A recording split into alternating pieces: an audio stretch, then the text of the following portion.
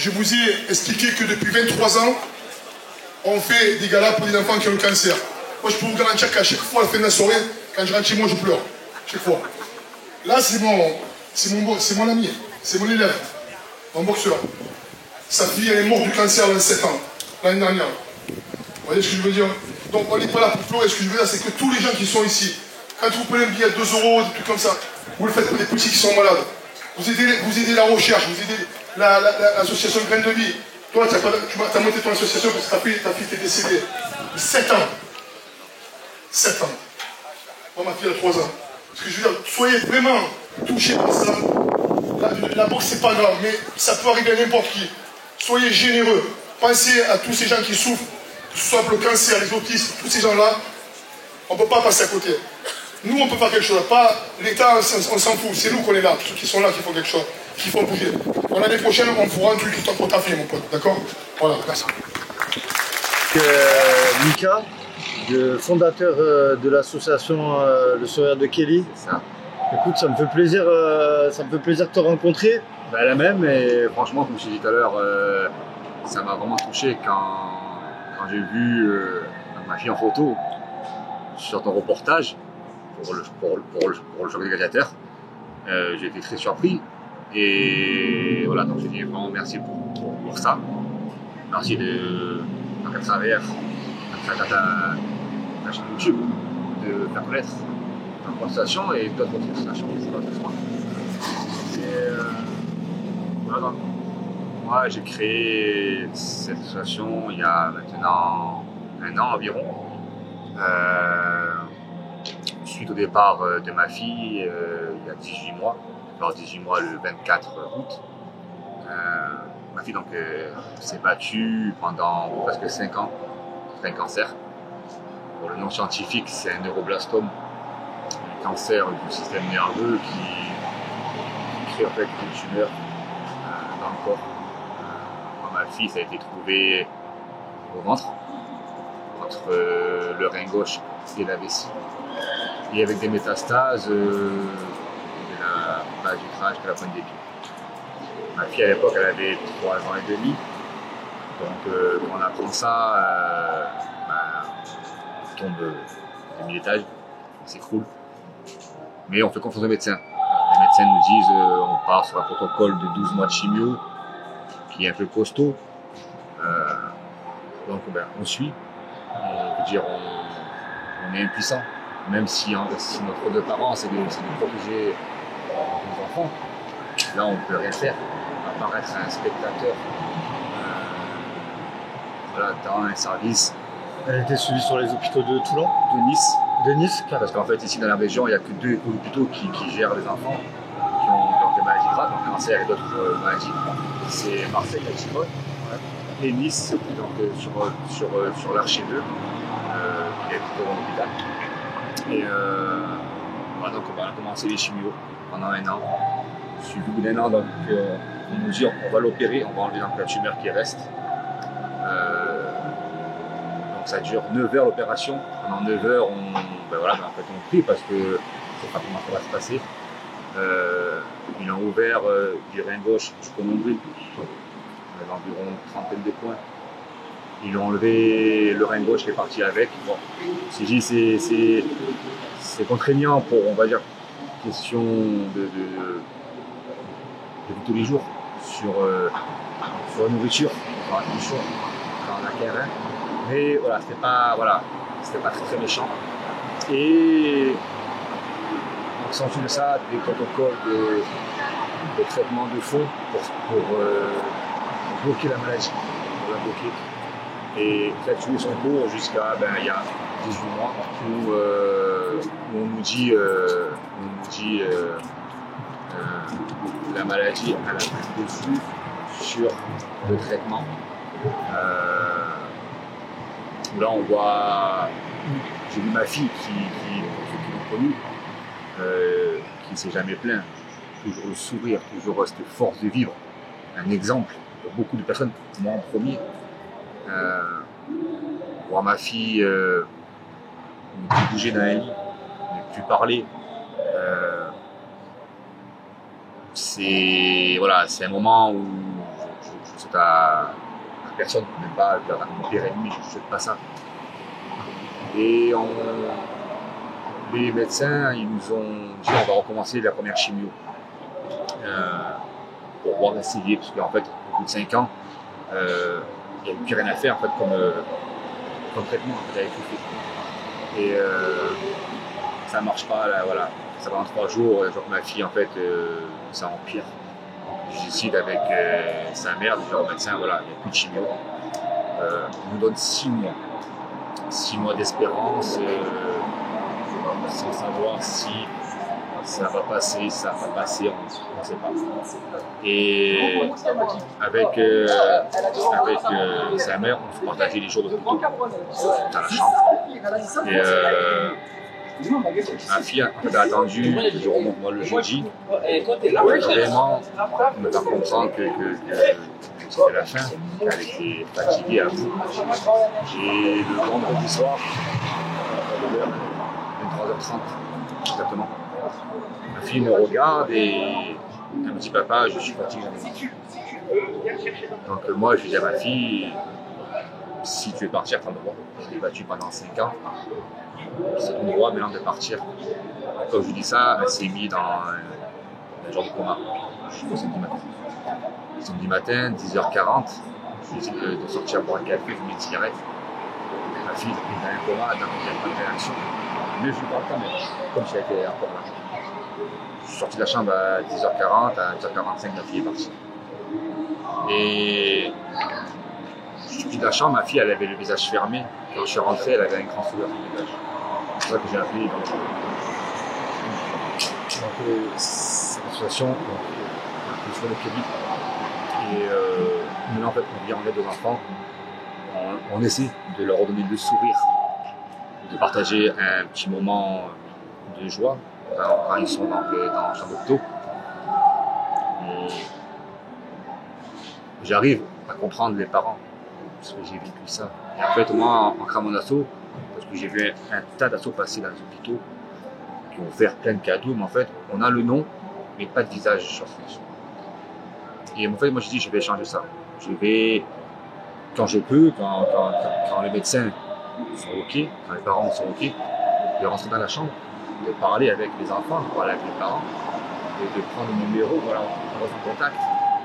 Et voilà, on essaie de faire plaisir aux enfants, voilà, de réaliser leurs rêves, des rêves, et c'est que parfois, les parents, on n'a pas les moyens de payer un rêve parce que quand on a un enfant malade, notre vie privée, notre vie professionnelle, on met de côté.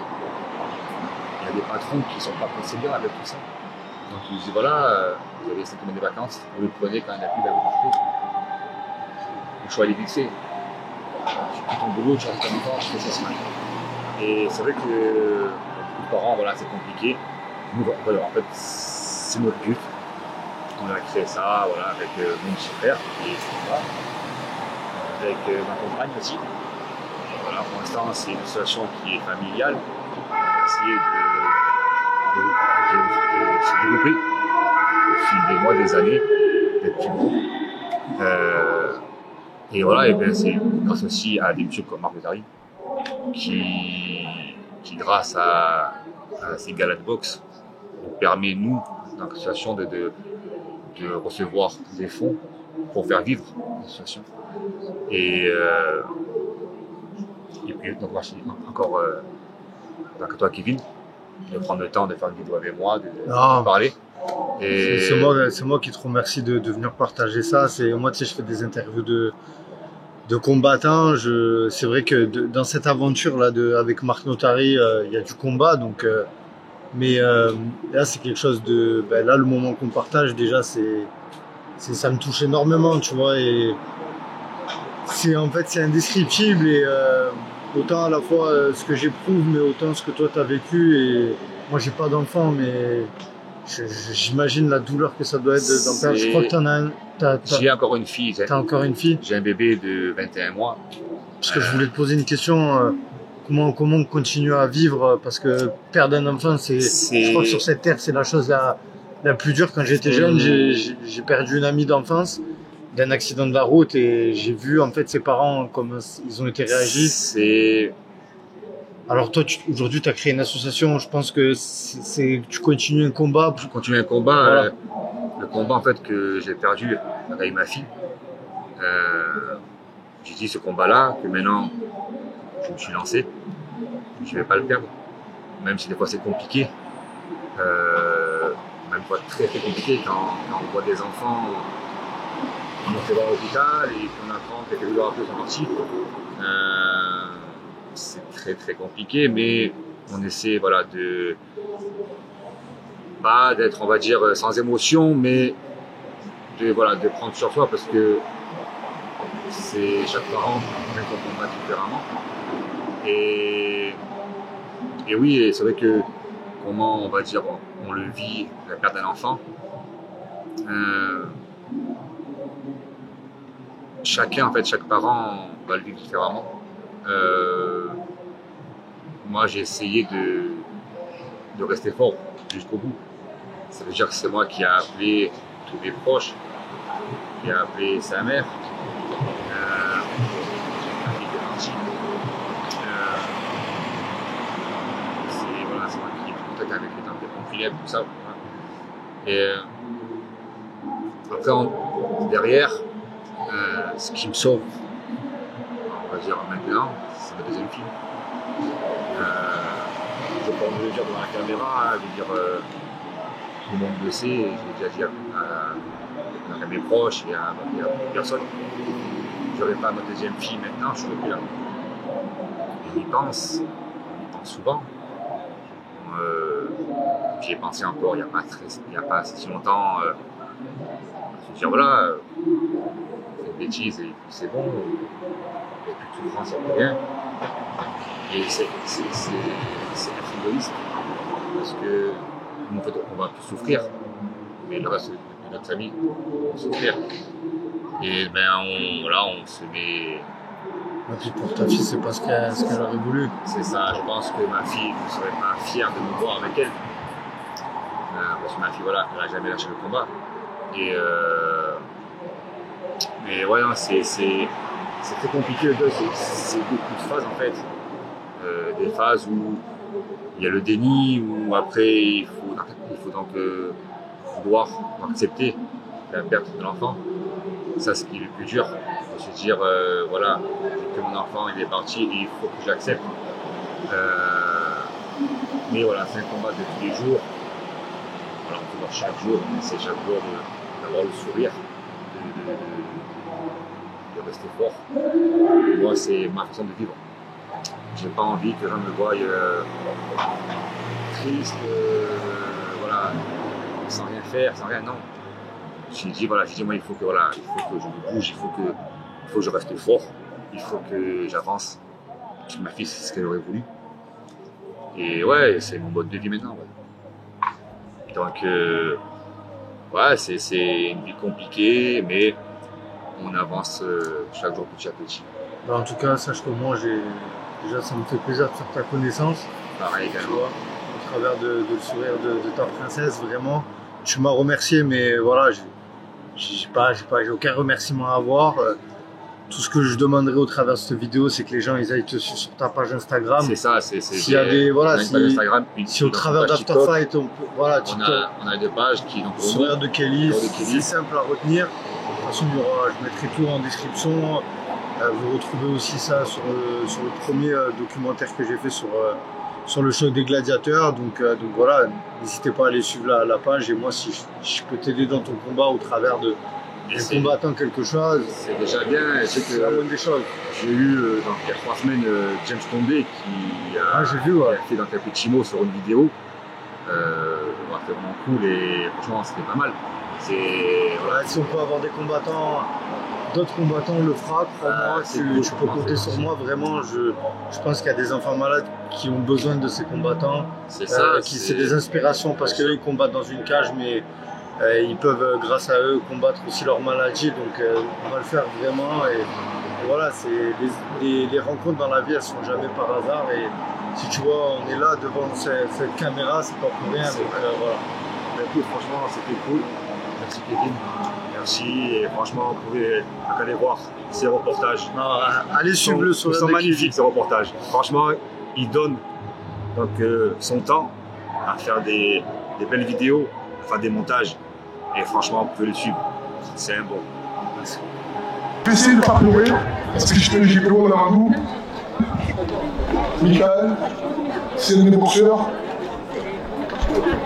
Il a boxé chez moi pendant des années. Et puis j'ai appris qu'il a...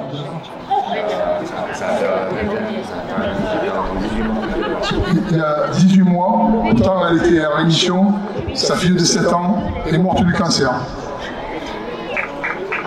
Je voulais juste te dire à Mika, quand il est venu au rendez-vous, j'avais les larmes aux yeux, tu vois, et je t'avais promis qu'on ferait quelque chose. C'est pas moi qui le fais, c'est ce monsieur qui le fait. Parce que François, je voulais te le dire aussi, quand il avait 9 ans, sa petite sœur est morte du cancer aussi. Monsieur Descanson. Il ne le dira pas, mais moi je le dis. D'où ce qui est, pourquoi on fait tout ça aujourd'hui. Donc retournez un chèque aujourd'hui de 500 € pour l'association Les Sourires de Kelly. Et il y en aura d'autres qui viendront, parce qu'il faut les connaître, ces associations. Contactez-le. Je sais qu'il y en a plein qui ont contacté sur Messenger, qui ont fait. Moi, c'est pas vrai. Donc, tout ça, moi, c'est ce que je veux. C'est que les gens connaissent ces associations et lui donnent des sous à lui. Ok? On va l'appuyer très très fort.